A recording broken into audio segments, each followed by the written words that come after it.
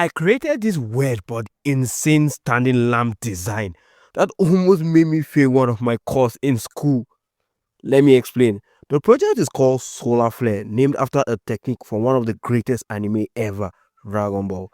And obviously, it's a nice lamp I created to help me study at night, especially during this exam period. So the question is, how is it that something I built to help me study almost end up doing the exact opposite? Here's the truth. Ever since I started university, my life as an inventor have gone from stressful to horrible. From my faculty constantly draining every single penny from my pocket to the tight timetable that was barely giving me enough time to study. I had zero breathing workspace to work on any of my projects.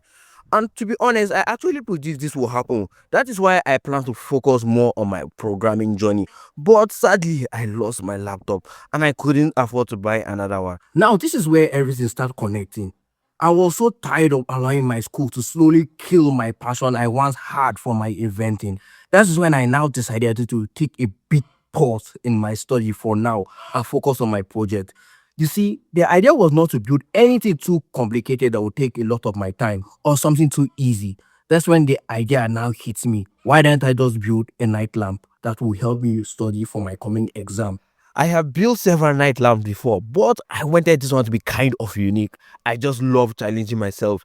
The funny part was, I didn't even have enough money to buy material, so I literally starved myself just to save money and buy some few components. I also had to improvise with local materials, but in the end, it still wasn't enough. And it was in that situation I had to do one of the most saddest thing an inventor will ever do: remove parts from his past project. So the week when I started to build this project, I had a lot of tests coming up.